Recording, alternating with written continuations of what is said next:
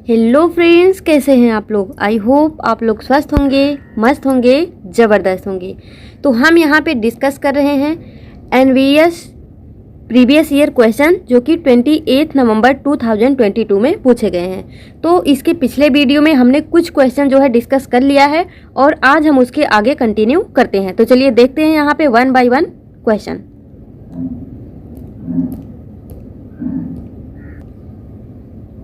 तो देखिए ये जो क्वेश्चन है, in hearing aid which of the following sound wave is change.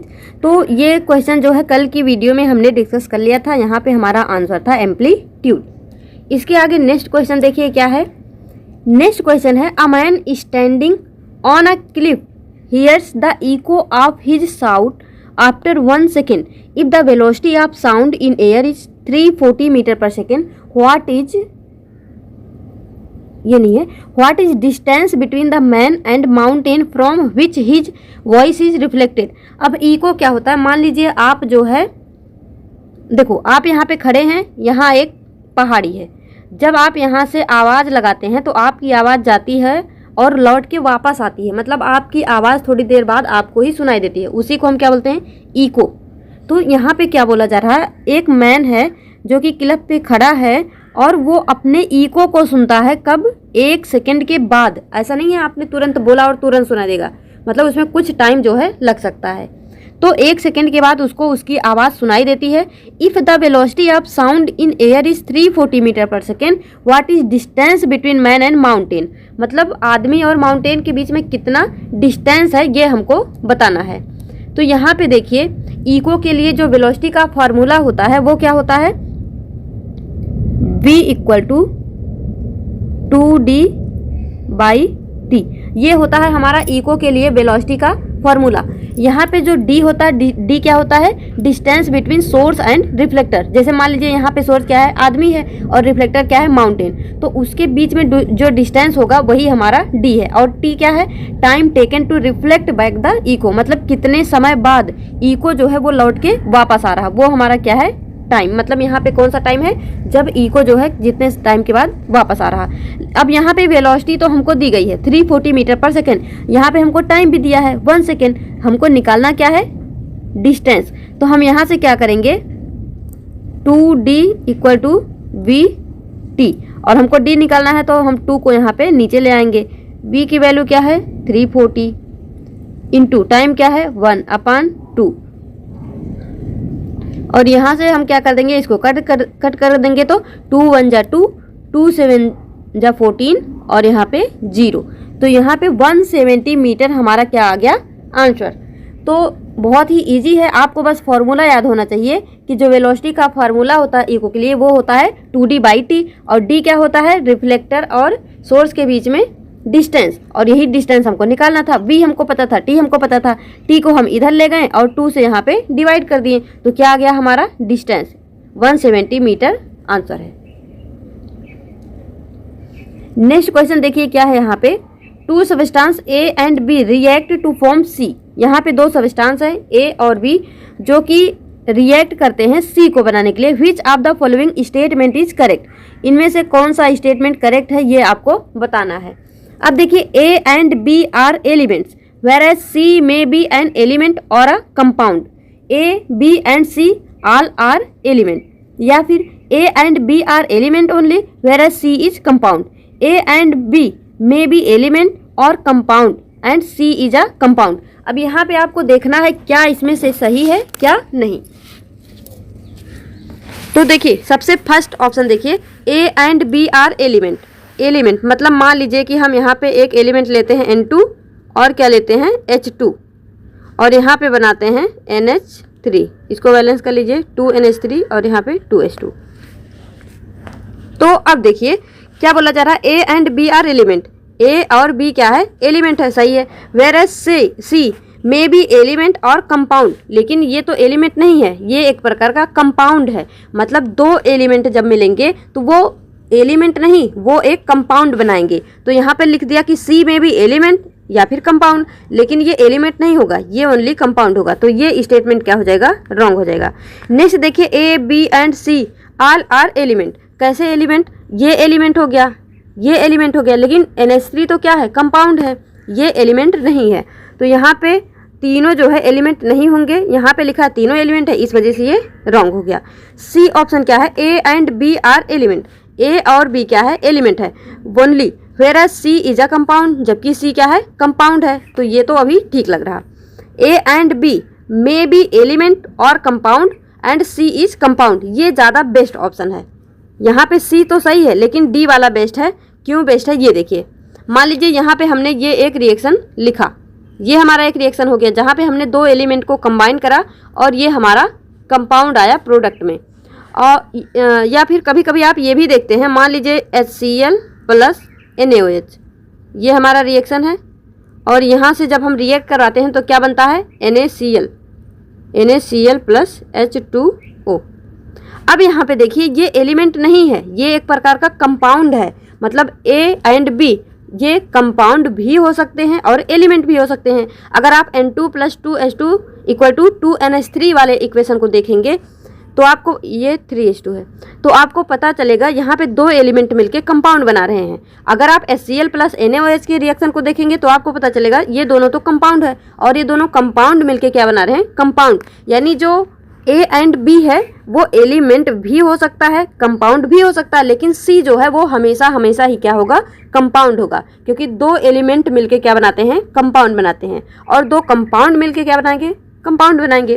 तो यहाँ पे A B में भी एलिमेंट और compound and C is compound. I hope ये क्वेश्चन आपको समझ में आया होगा। बहुत ही ईजी है, बस थोड़ा सा देखिए मैंने आपको एग्जाम्पल के थ्रू भी समझा दिया कि कौन सा ऑप्शन क्यों सही है और क्यों गलत है। आई होप ये आपको समझ में आया होगा। नेक्स्ट क्वेश्चन देखिए क्या है, which of the following statement is incorrect. आपको बताना है कौन सा स्टेटमेंट इनकरेक्ट है।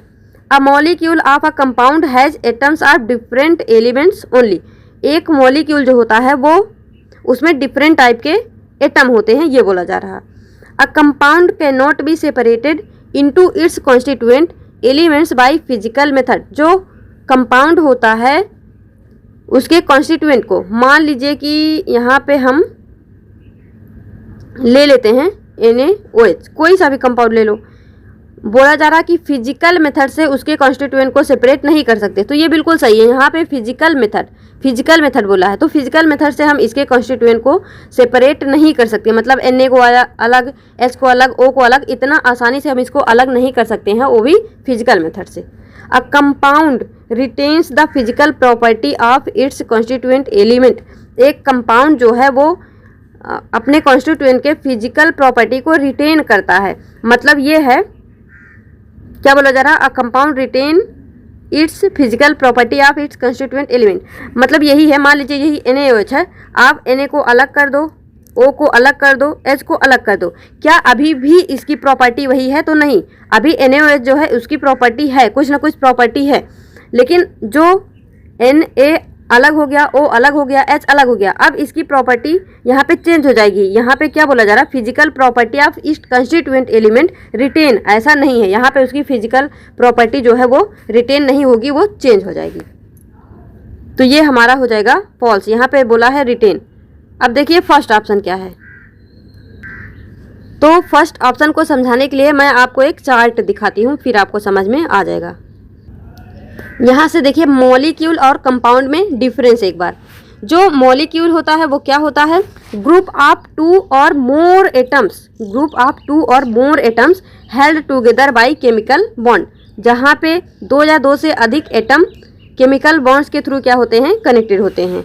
और कंपाउंड क्या होता है, a compound is a substance that is formed by two or more different type of element that are bonded chemically in a fixed proportion.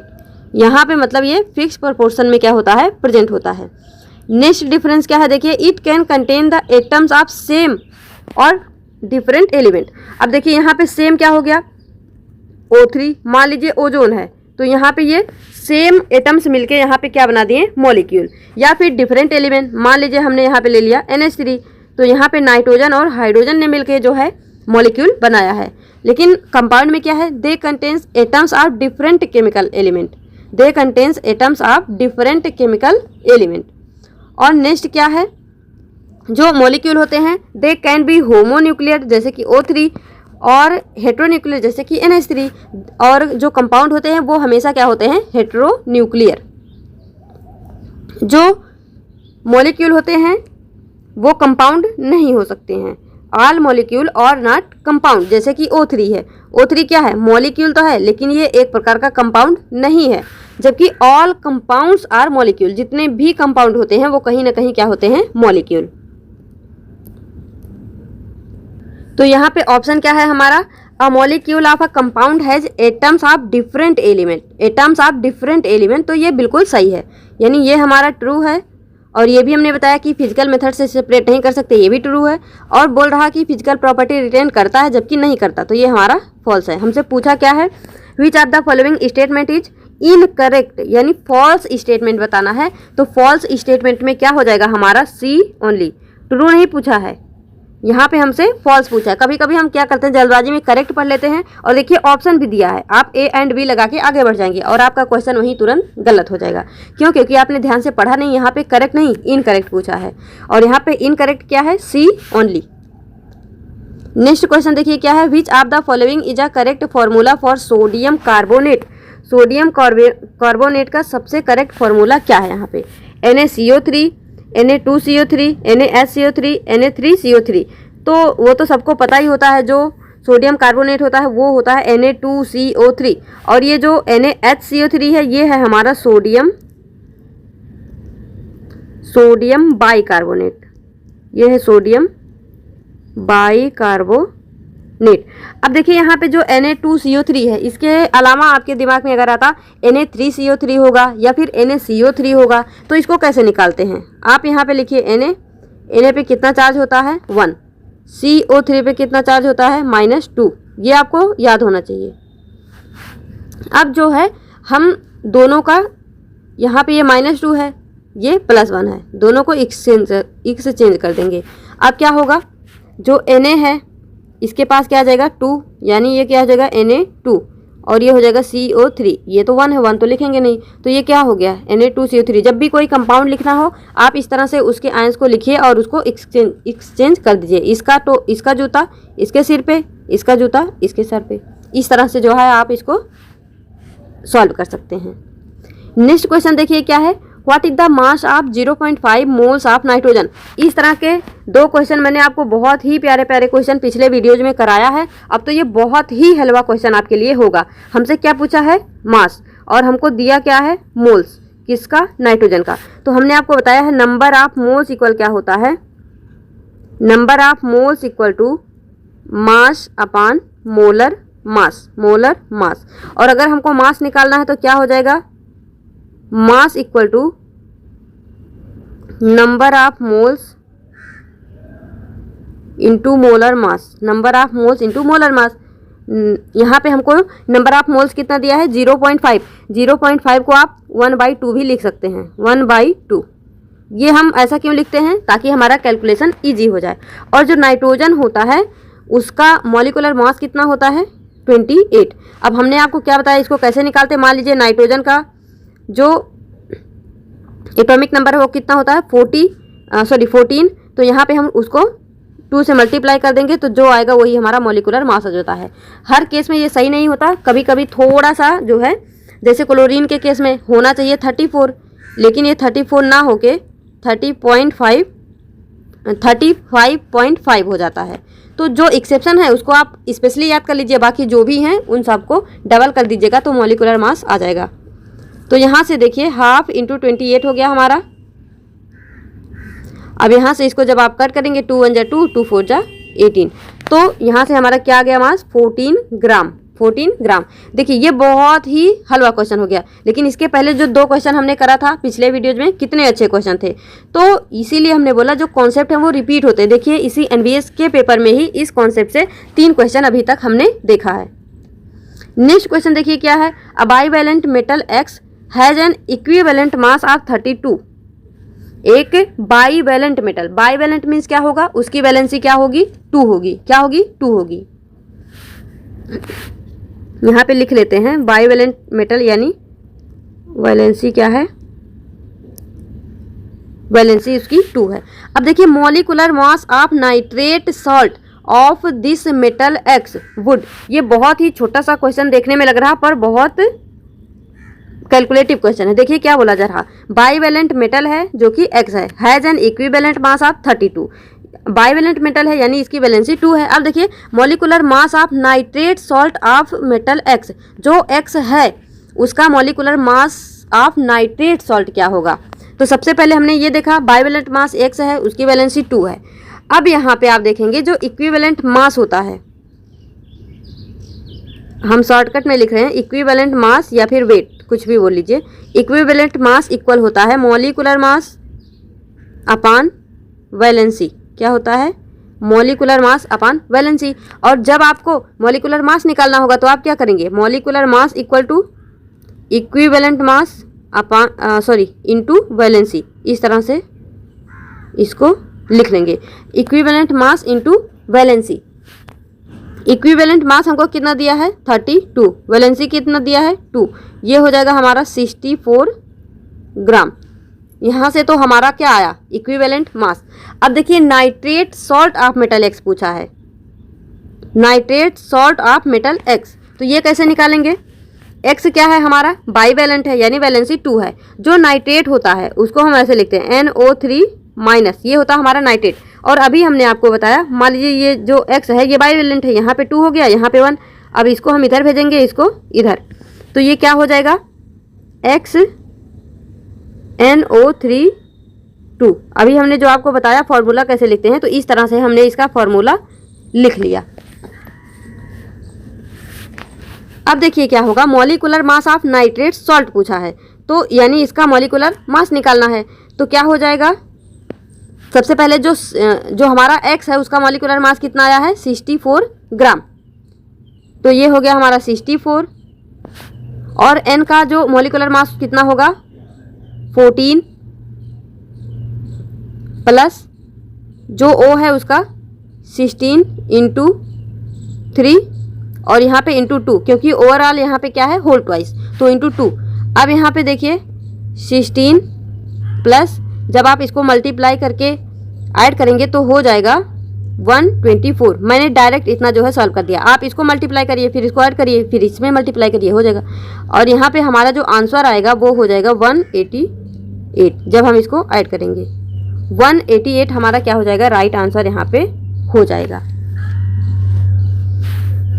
अगर आप ये कंफ्यूज हो रहे हैं कि n की जगह पे हमने 14 रखा है, और अभी हमने जब नंबर आप मतलब ये जो इसके जस्ट एबव वाले क्वेश्चन में हमने वहाँ पे क्या देखा, नाइट्रोजन की जगह में मैंने क्या रखा 28। देखो अगर इसको मैं अभी रिमूव कर रही हूँ, देखो इस क्वेश्चन में क्या है, यहाँ पे हमने पता है क्या रखा, हमने निकाला मास इक्वल क्या हो जाएगा number of moles into molecular mass.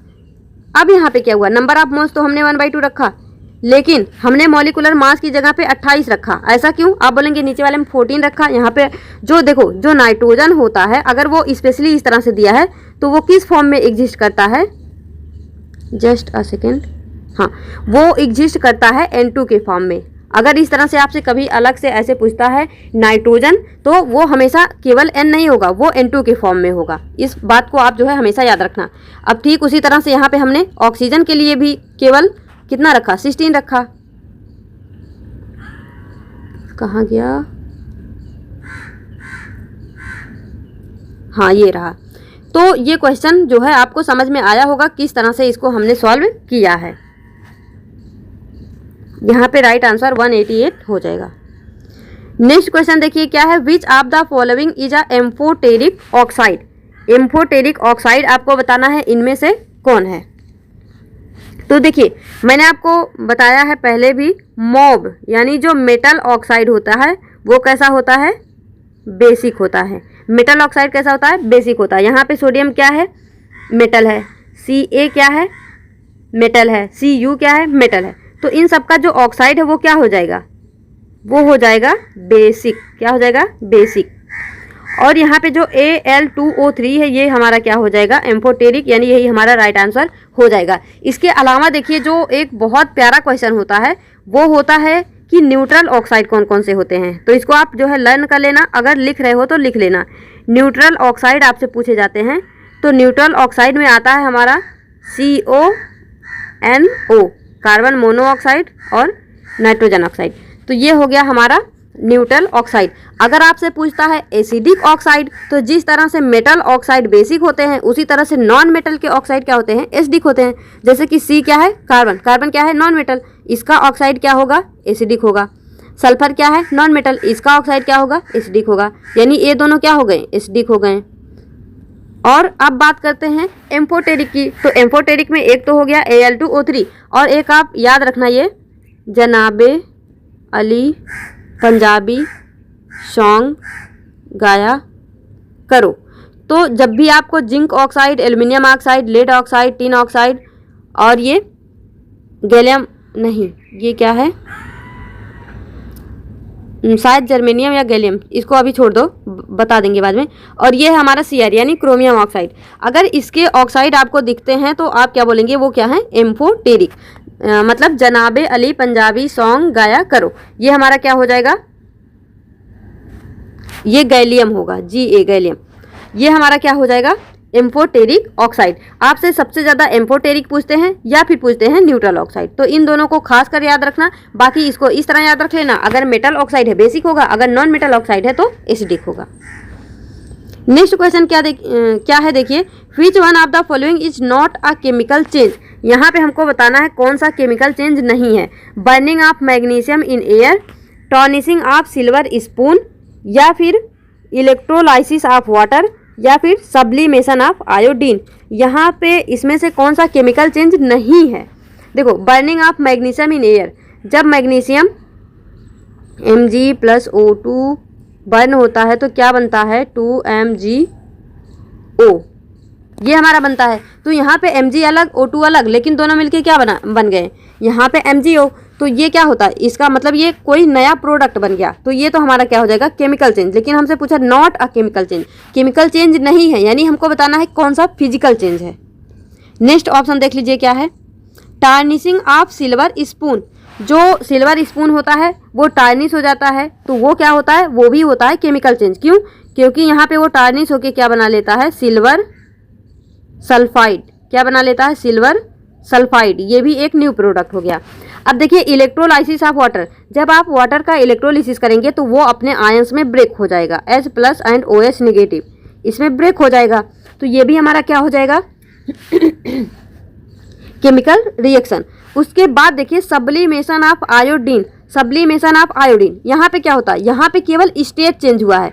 Sublimation क्या होता है, जब कोई जब कोई प्रोडक्ट क्या होता है, जब कोई सब्सटेंस क्या होता है, वो अपने सॉलिड फेज से डायरेक्ट गैस फेज में चेंज हो जाए, बिना लिक्विड फेज में चेंज हुए, मतलब डायरेक्ट सॉलिड से गैस में चेंज हो जाए, तो उसको हम बोलते हैं सब्लिमेशन।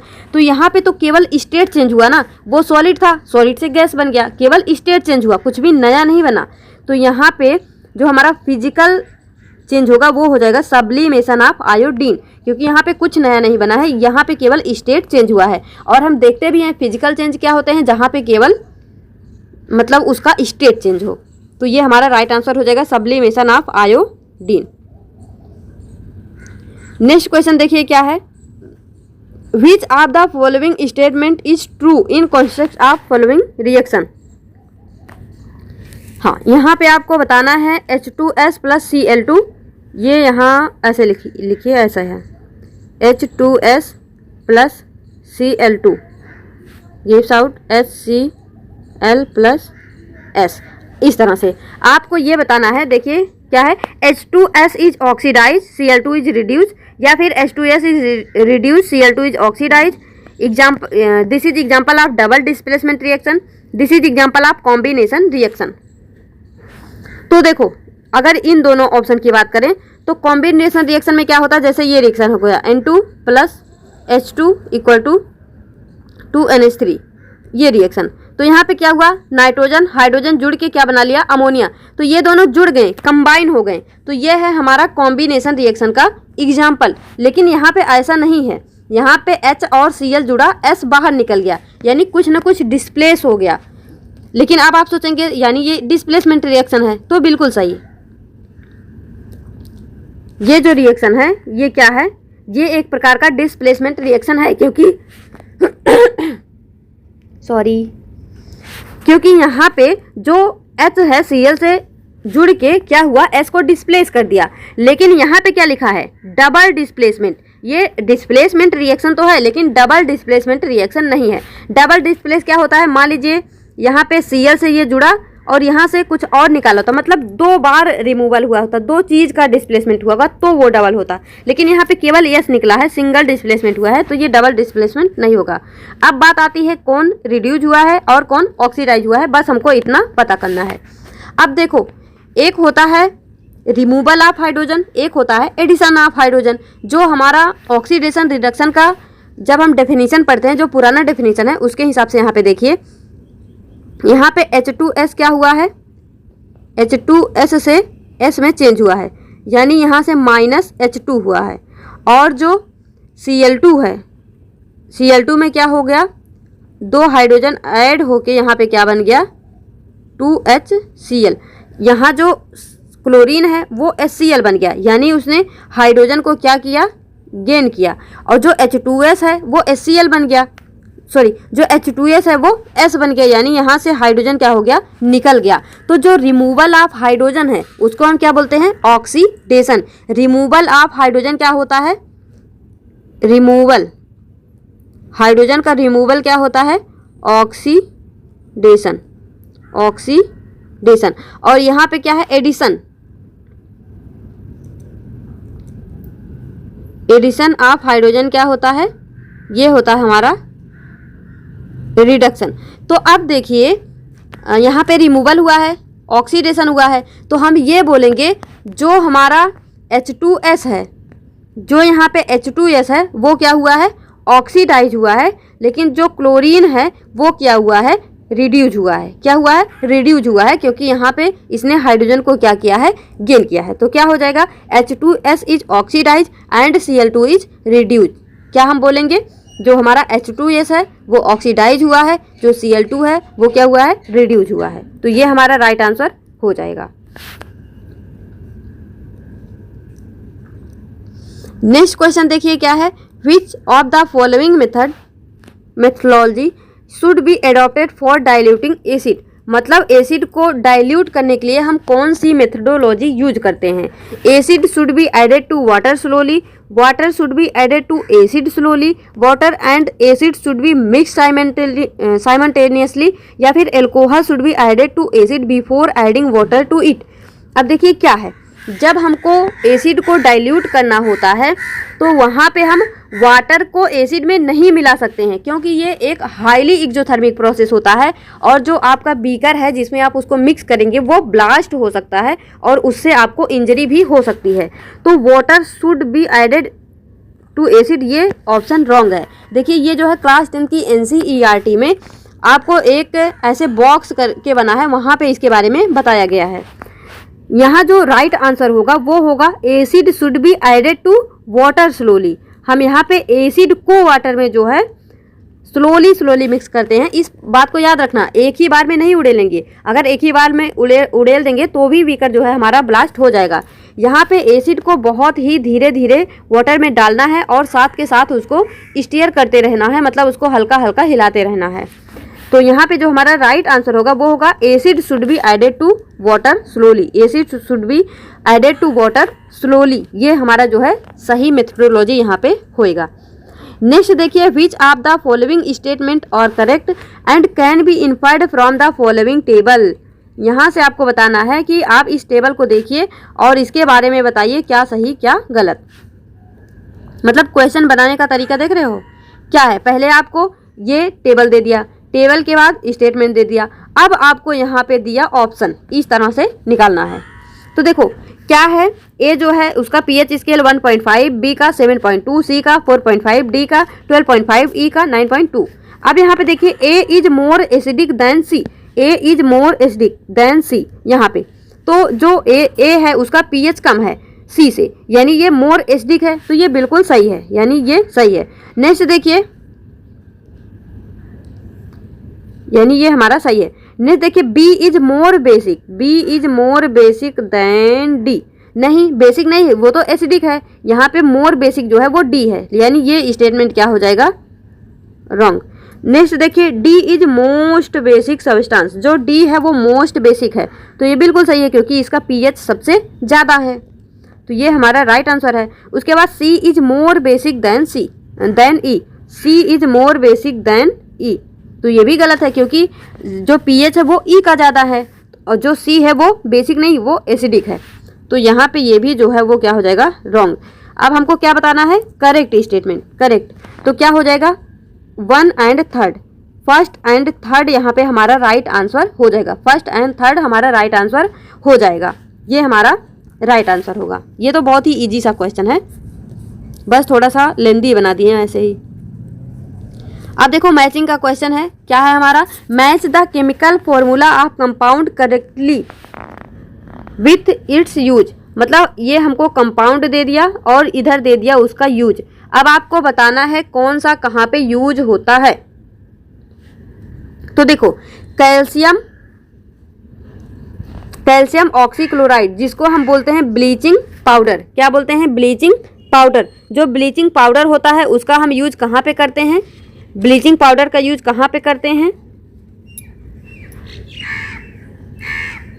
डिसइंफेक्टिंग वाटर, यानी वाटर को साफ करने के लिए। क्यों, क्योंकि यहाँ पे क्लोरीन है और क्लोरीन क्या करता है, वो वाटर को क्लीन करता है, तो जो ब्लीचिंग पाउडर है वो डिसइंफेक्टिंग वाटर में यूज होएगा। अब यहाँ पे आता है सोडियम बाइकार्बोनेट, सोडियम बाइकार्बोनेट का यूज हम कहाँ पे करते हैं, जैसे मान लो जब किसी को एसिडिटी हो जाती है तो उसके एसिडिटी को रिमूव करने के लिए हम सोडियम बाइकार्बोनेट का यूज करते हैं, यानी यूज एज एंटा एसिड, जो एसिड के अगेंस्ट काम करे उसको हम बोलेंगे क्या, एंटा एसिड। तो यहाँ पे क्या हो जाएगा, यूज्ड इन एंटा एसिड, क्या हो जाएगा, सोडियम बाइकार्बोनेट। अब जो सोडियम कार्बोनेट होता है वो क्या करता है, remove permanent hardness of water. ये भी आप देखेंगे 10th क्लास में इन सब का यूज जो है दिया हुआ है। तो सोडियम कार्बोनेट जो होगा यहाँ पे इसका यूज कहाँ पे होता है, removing permanent hardness of water. अब नेक्स्ट देखिए प्लास्टर ऑफ पेरिस, ये है हमारा प्लास्टर ऑफ पेरिस, इसका यूज कहाँ पे करेंगे, हड्डियों को जोड़ने के लिए। तो पुटिंग कॉस्ट ऑन बोन्स, यानी हड्डियों पे जोड़ने के लिए हम किसका यूज करेंगे, प्लास्टर ऑफ पेरिस।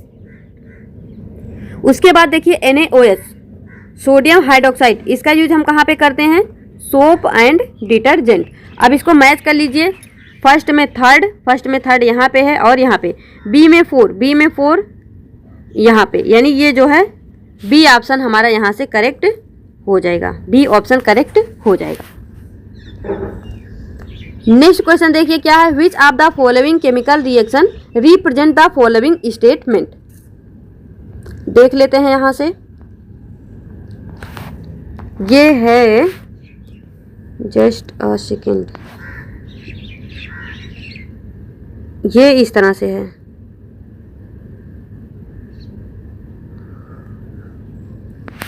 ये ऐसे है। देखिए क्या है, limestone decomposes on heating to give quicklime. यहाँ पे आपसे बोला जा रहा है जब लाइम स्टोन डीकम्पोज होगा तो वो क्या देगा, क्विक लाइम देगा, ये तो बता दिया। अब आपको बताना है कि ये कौन सा रिएक्शन है जहाँ पे लाइम स्टोन डीकम्पोज हो रहा है और क्विक लाइम दे रहा है। Just wait. तो देखो इस क्वेश्चन को सॉल्व करना बहुत ही इजी है, क्यों, क्योंकि जो लाइम स्टोन होता है उसका फॉर्मूला क्या होता है, उसका फॉर्मूला होता है calcium carbonate, CaCO3, calcium carbonate. और जो क्विक लाइम होता है, क्विक लाइम का फॉर्मूला होता है कैल्शियम ऑक्साइड। अब यहाँ पे आप देख लीजिए कैल्शियम कार्बोनेट यहाँ पे है और यहाँ पे है, यानी ये दोनों ऑप्शन रॉन्ग हो जाएगा। और कैल्शियम ऑक्साइड कहाँ पे है, यहाँ पे है, यानी ये जो बी ऑप्शन है यही हमारा करेक्ट हो जाएगा, जो कि क्या दिखा रहा है, limestone decomposes on heating give quick lime. Quick lime होता है हमारा CaO और लाइम स्टोन होता है CaCO3, तो यही हमारा बी वाला राइट ऑप्शन हो जाएगा, बी जो है हमारा राइट आंसर हो जाएगा। नेक्स्ट क्वेश्चन देखिए क्या है, identify the following metals on the basis of their reaction with water. यहाँ पे आपको बताना है, वो देखो ये भी जो है 10th क्लास में मेटल नॉन मेटल में बहुत ही अच्छे से पूरा पैराग्राफ दिया हुआ, जहाँ पे आपको बताया है कौन किस तरह से वाटर से रिएक्ट करता है। तो चलिए यहाँ पे हम देख लेते हैं, बाकी आप एनसीईआरटी का पैराग्राफ जरूर पढ़ लेना। यहाँ पे क्या है, reacts violently with cold water. देखो हमने आपको जब रिएक्टिविटी सीरीज बताई थी, यहाँ पे मैं तो आपको इस तरह बताती हूँ, का ना ब कार मागे, इस तरह से एल्यूमिनियम, जिंक, आयरन, निकल,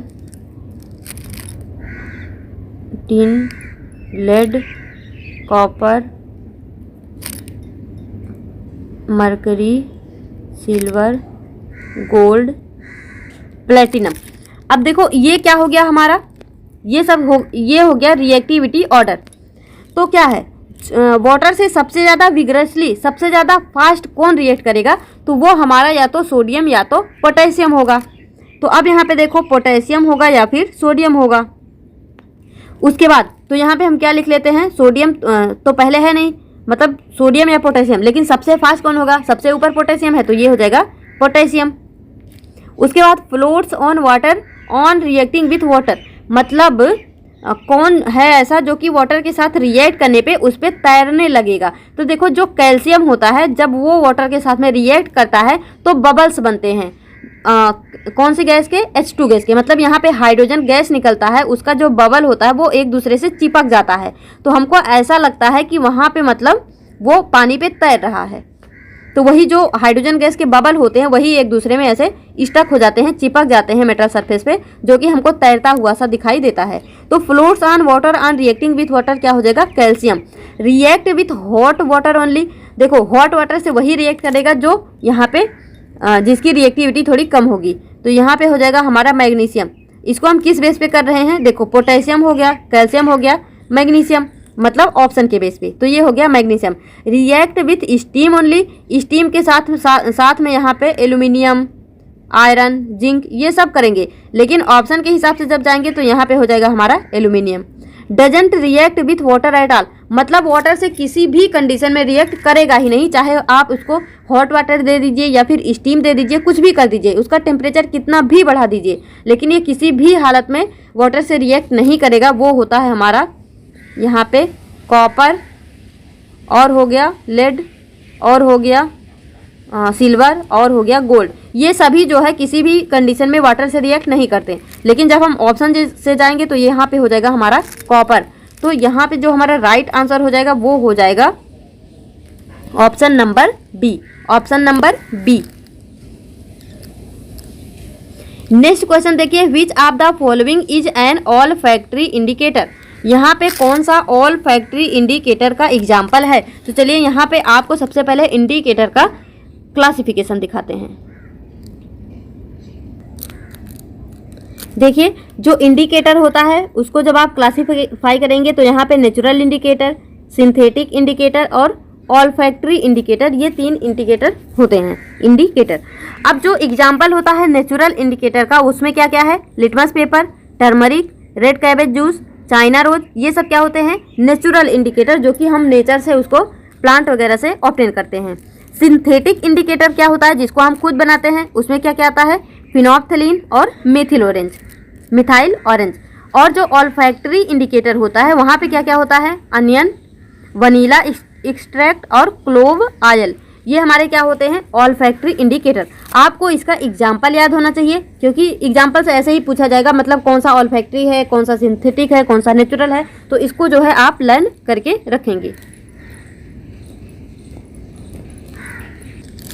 तो यहाँ पे ऑल्फैक्टरी इंडिकेटर में क्या आ जाएगा, वो आ जाएगा हमारा वनीला इसेंस। नेक्स्ट क्वेश्चन देखिए क्या है हमारा, ओहो रिएक्शन, ये है हमारा रिएक्शन। तो इसको हम पहले थोड़ा सा सही कर देते हैं, गड़बड़ हो गई है। देखो यहाँ पे है CH3CH2OH प्लस Na होगा यहाँ, और होगा गेप्स आउट। देखो एल्कोहल प्लस Na इक्वल क्या होगा, उसके बाद है क्या उल्टा पुल्टा हो रखा है, ये Na यहाँ पे आएगा, CH3CH2OH, रुको जी थोड़ा सा ही करते हैं इसको, हम इसको जो है दोबारा से लिख देते हैं आपको समझाने के लिए। तो क्या हो जाएगा, देखो CH3 CH2OH ये आपको दिया है प्लस Na। अब आपको बताना है कि यहाँ पे क्या बनेगा। उसके बाद आपको दिया है CH3 CH2OH plus, sorry plus नहीं, यहाँ पे ऊपर दिया जो रिएजेंट हॉट कंसनट्रेट H2SO4। उसके बाद आपको यहाँ पे दिया है CH3 CH2OH plus CH3 COOH और यहाँ पे क्या है एसिड।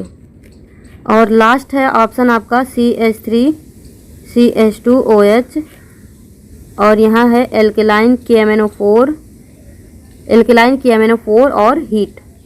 अब आपको बताना है क्या लिखा है, which of the following reaction produce ethene, कौन सा रिएक्शन इसमें से आपको एथीन देगा। तो देखो जो एल्कोहल होता है जब वो सोडियम के साथ में रिएक्ट करता है तो देखो यहाँ से ये माइनस ये प्लस, तो जो है माइनस और Na प्लस होता है तो प्लस जो है माइनस के साथ में जुड़ जाएगा। तो क्या हो जाएगा CH3 CH2O negative Na positive, ये हमारा बनेगा।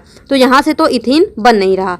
अब देखो जो OH2 होता है जब हम इसका डिहाइड्रेशन करवाते हैं यहाँ से OH2 यानी H2O निकाल देते हैं तो यहाँ बन जाता है कार्बोकेटाइन और इसका हम रीअरेंजमेंट जब करवाते हैं तो यहाँ पे बनता है एथीन। इसके लिए आपको पूरा जो है जब आप चैप्टर को पढ़ेंगे तो वहाँ पे आपको पढ़ाया जाएगा प्रिपरेशन ऑफ एथीन। तो जब आप प्रिपरेशन पढ़ते हैं तो वहाँ पे बताया जाता है कि किस तरह से डिहाइड्रेशन ऑफ एल्कोहल के थ्रू हम एथीन यानी एल्कीन को बनाते हैं। तो यही हमारा राइट आंसर हो जाएगा, मतलब ये जो है ये। और ये जो है यहाँ पे देखिए एल्कोहल है और क्या है एस्टिक एसिड, इसको हम बोलते हैं एस्टरीफिकेशन रिएक्शन। यहाँ पे क्या बनता है CH3 COO CH2CH3 और इसके साथ में वाटर भी बनता है। इस रिएक्शन को हम बोलते हैं एस्टरीफिकेशन रिएक्शन। इसके अलावा जो लास्ट में है, जब यहाँ पे आप एल्कोहल पे एल्कलाइन KMNO4 के साथ में हीट करेंगे तो जो KMNO4 होता है ये एक प्रकार का स्ट्रॉन्ग ऑक्सीडाइजिंग एजेंट होता है। तो ये जो है एल्कोहल को एसिड में क्या कर देता है, चेंज कर देता है, यानी जो CH3 CH2OH है वो CH3 COOH में क्या हो जाएगा, चेंज हो जाएगा। तो ये क्वेश्चन भी आपको समझ में आया होगा। नेक्स्ट देखिए क्या है, the name of compound represented by the following formula. यहाँ पे जो कंपाउंड आपको दिख रहा है इसका आपको बताना नेम क्या होगा। तो देखो यहाँ पे 3 कार्बन है तो प्रोप होगा, तो तीनों में प्रोप है। लेकिन हम यहाँ पे देखिए जो फंक्शनल ग्रुप है वो क्या है CHO, क्या है CHO, फंक्शनल ग्रुप क्या है CHO। तो CHO के लिए हम क्या यूज करते हैं अल। तो देखो यहाँ पे तो लास्ट में क्या है ऑल, यहाँ पे क्या है ओन, यहाँ पे क्या है अल, यहाँ पे क्या है ओइक। तो जो अल वाला है वही हमारा करेक्ट हो जाएगा, यानी जो CHO ग्रुप है उसके लिए हम क्या यूज करते हैं अल, जो OH ग्रुप है उसके लिए हम क्या यूज करते हैं ऑल, जो COOH ग्रुप है उसके लिए हम क्या करते हैं ओइक, जो CO ग्रुप है उसके लिए हम क्या बोलते हैं ओन। ये आपको पता होना चाहिए, आपको पता होगा भी। तो ये तो बहुत ही इजी सा क्वेश्चन है।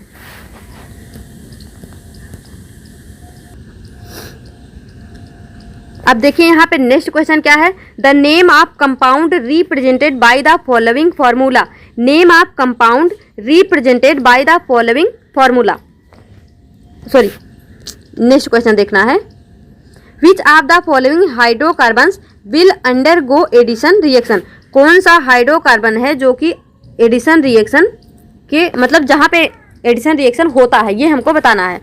तो देखो जब हम बात करेंगे एडिशन रिएक्शन की तो ये वही हाइड्रोकार्बन शो करेंगे जो कि अनसैचुरेटेड होंगे, तो वो शो करेंगे यहाँ पे। हमने आपको बताया था ना इसके पिछले वीडियोज में हाइड्रोजिनेशन, तो वो क्या शो करते हैं अनसैचुरेटेड हाइड्रोकार्बन जो होते हैं वो हाइड्रोजिनेशन शो करते हैं। लेकिन जो सैचुरेटेड हाइड्रोकार्बन होता है वहाँ पे तो सारे सिंगल बॉन्ड होते हैं, तो वो किसी भी हालत में एडिशन रिएक्शन शो नहीं कर सकता। तो जो अनसैचुरेटेड हाइड्रोकार्बन होते हैं जहाँ यानी कि जहाँ पे डबल बॉन्ड या फिर ट्रिपल बॉन्ड होते हैं वो क्या शो करते हैं एडिशन रिएक्शन। तो जो भी यहाँ पे आप ढूंढ लीजिए कौन सा सैचुरेटेड है कौन सा अनसैचुरेटेड है। तो C2H6 हमारा क्या है, यह है हमारा एल्केन, क्या है एल्केन। C3H8 क्या है एल्केन, C3H6 क्या है एल्कीन, C2H2 क्या है एल्काइन, CH4 क्या है एल्केन। तो यानी यहाँ से C3H6 C2H2 हमारा क्या हो जाएगा, अनसैचुरेटेड हाइड्रोकार्बन। अब ये फार्मूला तो आपको पता होगा, CnH2n+2 ये होता है हमारा एल्केन का फार्मूला, तो आप इसको फिट कर करके देख सकते हैं। और CnH2n ये होता है हमारा एल्कीन का फार्मूला, और CnH2n-2 ये होता है हमारा एल्काइन का फॉर्मूला। तो इससे भी आप कैलकुलेट कर सकते हैं। या फिर मैंने इसको फटाफट कैसे किया, देखो मैंने देखा जो भी देखो यहाँ पे 2 है ना, 2 2 जा 4 + 2 आ रहा, 2 2 जा 4 + 2 यानी ये एल्केन है, 3 2 जा 6 + 2 यानी ये एल्केन है, C3H6 यानी मतलब 3 2 जा 6 केवल आ रहा, +2 नहीं है यानी ये एल्कीन है।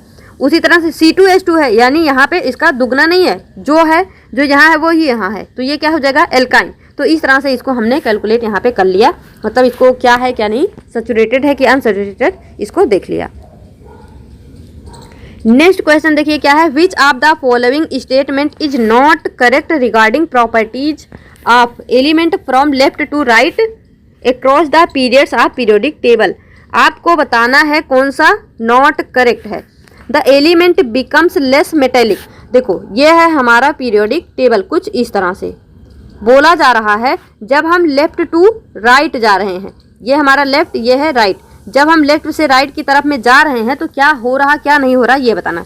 एलिमेंट बिकम लेस मेटेलिक, देखो यहाँ पे जो होते हैं उसको हम बोलते हैं alkali metal, alkali earth metal, और इधर जो होते हैं वो होते हैं नॉन मेटल। यानी जब हम लेफ्ट से राइट जाएंगे तो जो मेटेलिक करेक्टर है वो क्या हो रहा है, डिक्रीज हो रहा है, यानी जो एलिमेंट है वो लेस मेटेलिक हो रहा है, ज़्यादातर नॉन मेटेलिक हो रहा। तो ये तो बिल्कुल सही है। सेकंड क्या है, number of valence electron increases, तो ये भी सही है, जो नंबर ऑफ वैलेंस इलेक्ट्रॉन होता है वो इंक्रीज होता है। क्यों, जैसे मान लीजिए जो फर्स्ट ग्रुप है एल्कली ग्रुप, वहाँ पे होता है सोडियम, जब आप सोडियम का लिखेंगे 281, वैलेंस इलेक्ट्रॉन कितना है 1। इसके सेकंड वाले ग्रुप में चलिए alkali earth metal, alkali earth metal में आता है हमारा मैग्नीशियम, तो यहाँ पे लिखिए 282, तो यहाँ पे वैलेंस इलेक्ट्रॉन कितना हो गया 2। इसी तरह से आगे बढ़ते जाएंगे वैलेंस इलेक्ट्रॉन बढ़ता जाएगा, तो number of valence electron increases, ये बिल्कुल सही है। The atoms lose their electrons more easily, जो एटम है वो अपने इलेक्ट्रॉन को मोर इजिली लूज कर देते हैं, तो ये गलत है। देखो इधर जो है वो मेटल है, और आपको पता है मेटल जो होते हैं अपने वैलेंस इलेक्ट्रॉन को ईजिली क्या करते हैं, लूज कर देते हैं। लेकिन हम यहाँ पे बात कर रहे हैं जब हम लेफ्ट से राइट जाते हैं तो मतलब टेंडेंसी बढ़ती है इलेक्ट्रॉन को लूज करने की, तो ये गलत है। जो टेंडेंसी है इलेक्ट्रॉन को लूज करने की वो घटेगी, क्योंकि Na जो है बहुत आसानी से देगा, लेकिन Mg जो है थोड़ा सा झिकझिक करेगा कि मतलब उसके पास क्योंकि 2 इलेक्ट्रॉन है तो वो उतनी आसानी से नहीं देगा। और जैसे जैसे हम राइट की साइड में जाते जाएंगे ये टेंडेंसी जो है डिक्रीज होती जाएगी। तो यहाँ पे दिया है कि atom lose their electrons more easily, तो ये जो है रॉन्ग हो जाएगा। Oxide become more acidic, oxide जो है वो मोर एसिडिक हो जाएगा। तो हमने आपको कई बार बता चुके हैं कि जो नॉन मेटल ऑक्साइड होते हैं वो एसिडिक होते हैं। तो जब हम राइट साइड में जाएंगे तो यहाँ पे हमको सारे के सारे क्या मिलेंगे, नॉन मेटल मिलेंगे, और नॉन मेटल के ऑक्साइड कैसे होते हैं, एसिडिक होते हैं। तो ये भी बिल्कुल सही है। हमसे क्या पूछा है, नॉट करेक्ट, तो यहाँ पे हमारा जो राइट आंसर हो जाएगा वो हो जाएगा the atom lose their electron more easily. ये जो है यहाँ पे रॉन्ग है, वो इजिली लूज नहीं करेंगे, क्योंकि जैसे हम लेफ्ट से राइट जाते जाएंगे वहाँ पे वो मेटेलिक करेक्टर क्या होता जाएगा, डिक्रीज होता जाएगा, और नॉन मेटेलिक करेक्टर क्या होता जाएगा, इंक्रीज होता जाएगा। नेक्स्ट ऑप्शन देखिए क्या है, according to modern periodic table an element A is present in group A period 3rd and element B is present in group 17 period 3rd. A react with B to form compound C. The chemical formula of C is. अब देखो यहाँ पे बोल रहा है group first की बात कर रहा, तो ग्रुप फर्स्ट जब आप देखेंगे तो यहाँ पे क्या आता है, हालिना, ये होता है हमारा ग्रुप फर्स्ट के एलिमेंट। और जो ग्रुप 17 के एलिमेंट होते हैं वहाँ पे क्या आता है, फिर कल बाहर आई आंटी।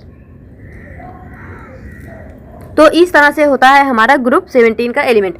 अब बोल रहा है A react to B to form C, यहाँ पे जो ए है वो रिएक्ट करता है बी से और कंपाउंड बनाता है सी। तो देखो जब बात कर रहा है यहाँ पे ग्रुप ए मतलब ग्रुप फर्स्ट, तो जाहिर सी बात है ये कहीं ना कहीं एल्कली मेटल होगा। अगर एल्कली मेटल होगा तो उसकी वैलेंसी कहीं ना कहीं क्या होगी, 1 होगी। तो यहाँ से हम ले लेंगे Na को। और ग्रुप 17 की बात कर रहा है तो Na जो है वो मैक्सिमम Cl के साथ में जो है क्या करता है, रिएक्ट करता है। तो यहाँ पे हम ले लेते हैं Cl यानी NaCl। जब आप Na लेंगे Cl लेंगे, इस पे +1 चार्ज, इस पे -1 चार्ज, इसका जूता इसके सिर पे, इसका जूता इसके सिर पे, क्या हो जाएगा NaCl। यानी यहाँ पे AB ये कंपाउंड ऐसा सा बना है। तो राइट आंसर यहाँ पे क्या हो जाएगा, AB ये हमारा राइट आंसर हो जाएगा। नेक्स्ट देखिए क्या है, read the following statement,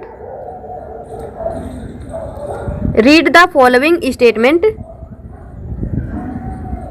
carefully and select the correct option. यहाँ से हमको करेक्ट ऑप्शन जो है चूज करना है। Atomic radius decrease on moving from left to right. जैसे जैसे हम लेफ्ट टू राइट जाते जाएंगे यहाँ पे एटॉमिक रेडियस क्या होता है, डिक्रीज होता है। तो ये बिल्कुल सही है, क्योंकि जैसे जैसे हम नीचे आते हैं एटॉमिक रेडियस इंक्रीज होता है। तो यहाँ जब हम टॉप टू बॉटम आते हैं एटॉमिक रेडियस इंक्रीज होता है, लेकिन जब लेफ्ट टू राइट जाते हैं तो एटॉमिक रेडियस क्या होता है, डिक्रीज होता है। और ये डिक्रीज क्यों होता है, क्योंकि increase in nuclear charge tends to pull the electron closer. मतलब जब जो न्यूक्लियर चार्ज होता है इलेक्ट्रॉन को पास खींचेगा तो उसकी साइज क्या होती जाएगी, छोटी होती जाएगी।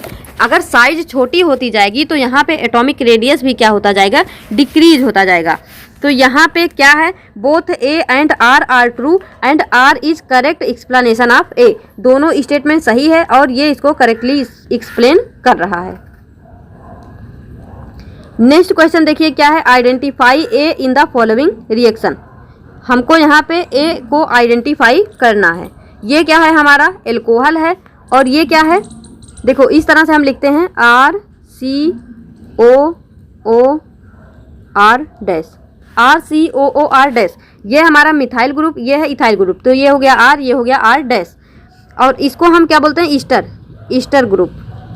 RCOOR' को हम बोलते हैं ईस्टर ग्रुप। यानी ये जो रिएक्शन है ये क्या है, एस्टरिफिकेशन। और इसके ऊपर ही हमने बताया एस्टरिफिकेशन रिएक्शन कब होता है, जब जो एल्कोहल है वो कार्बोक्सिलिक एसिड के साथ में यहाँ पे क्या करता है, रिएक्ट करता है। यानी यहाँ पे हो जाएगा CH3COOH। तो ए हमारा क्या हो जाएगा, CH3COOH। ये होता है हमारा एस्टरिफिकेशन रिएक्शन। अभी ऊपर भी हमने ये रिएक्शन जो है देखा है।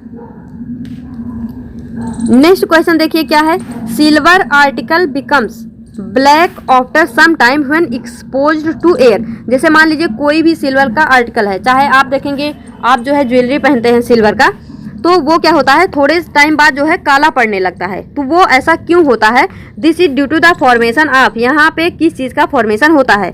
तो देखिए ये होता है सिल्वर प्लस H2S। और जब ये रिएक्ट करता है तो यहाँ पे बनाता है Ag2S प्लस H2। यानी एयर की प्रेजेंस में ये हाइड्रोजन सल्फाइड के साथ में रिएक्ट करता है और ये बनाता है Ag2S। यानी ये बनाता है सिल्वर सल्फाइड। यहाँ से हमारा राइट आंसर हो जाएगा। जो सिल्वर आर्टिकल हैं वो ब्लैक क्यों होने लगते हैं जब हवा में उनको खुला छोड़ दें, क्योंकि यहाँ पे जो है सिल्वर सल्फाइड बनने लगता है।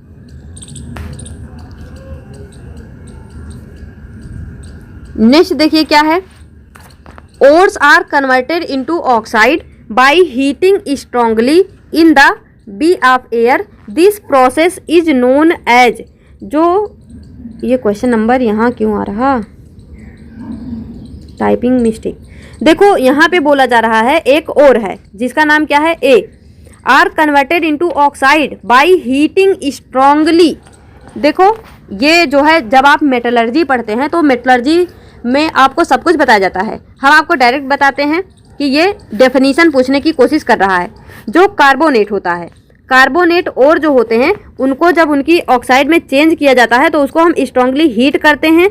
और कैसे हीट करते हैं, इन द अब्सेंस ऑफ एयर। यानी वहाँ पे या तो एयर का अमाउंट बहुत ही लो हो या फिर एयर बिल्कुल ना हो। तो यहाँ पे हो जाएगा अब्सेंस ऑफ एयर और यहाँ पे हो जाएगा अब्सेंस ऑफ एयर और यहाँ पे एक ही जगह हो जाएगा कार्बोनेट। और इस प्रोसेस को हम बोलते हैं कैल्सिनेशन। यानी एक बार पढ़िए पूरा। Carbonate ores are converted into oxide by heating strongly in the absence of air, this process is known as calcination. और यहाँ पे आपको एक टर्म दिखाई दे रहा होगा, रोस्टिंग। रोस्टिंग क्या होता है? रोस्टिंग क्या होता है? Process of conversion of sulphide ores. यहाँ पे क्या था? कार्बोनेट ओर्स, लेकिन रोस्टिंग में क्या होता है? Sulphide ores. Process of conversion of sulphide ores into metal oxide by heating strongly in the presence of air. यहाँ पे प्रेजेंस होगा, ये ऑप्शन जो है ये रोस्टिंग के लिए सही है कि जब हम सल्फाइड ओर्स को उसके मेटल ऑक्साइड में चेंज करते हैं तो हम उसको भी स्ट्रांगली हीट करते हैं, लेकिन in the presence of air. यहाँ पे एयर की आवश्यकता होती है, लेकिन कैल्सिनेशन में एयर की आवश्यकता नहीं होती है। तो हम आपको मेटलर्जी चैप्टर पूरा पढ़ा देंगे, वहाँ पे पूरा आपको डिटेल में अच्छे से समझ आ जाएगा कि यहाँ पे क्या क्या होता क्या नहीं होता, क्योंकि मेटलर्जी से क्वेश्चन हर एक एग्जाम में ही पूछे जाते हैं। नेक्स्ट देखिए क्या है, ये एक यहाँ पे आपको दिख रहा होगा रिएक्शन, और इसको हमें लिखना पड़ेगा सही से दोबारा से। नहीं, सब कुछ सही है, बस यहाँ पे आप एरो लगा दीजिए, ये बीच में आएगा हमारा एरो। अब देखिए आपको दिया है x, ये है y, ये है x, ये है z। आपको इसको बैलेंस करना है। तो देखो, जब भी आपको रिएक्शन को बैलेंस करना होता है तो आप सबसे पहले निकालिए उसका ऑक्सीडेशन नंबर। तो MnO2 में जब आप Mn का ऑक्सीडेशन नंबर निकालेंगे, O का हमको पता होता है -2 होता है, तो यहाँ रखिए x प्लस, ये होगा -2 इक्वल 0, तो ये होगा x इक्वल टू +2। तो इस तरह से ऑक्सीडेशन नंबर हम निकालते हैं। तो ये हो गया +2, और जो भी एलिमेंटल स्टेट में एलिमेंट होता है उसका होता है 0, तो एल्युमिनियम का 0, यहाँ पे Mn का 0, और Al2O3 में यहाँ पे इसका +3। अब देखिए, अगर आपको कभी भी जब बैलेंसिंग करनी होगी आप क्या करेंगे? n फैक्टर निकालेंगे। n फैक्टर इक्वल होता है, यहाँ पे Mn का कितना है? 2 है, और यहाँ पे 0, तो 2 - 0, और Mn के कितने एलिमेंट हैं? 1, तो ये हो जाएगा 1। तो यहाँ पे यहाँ पे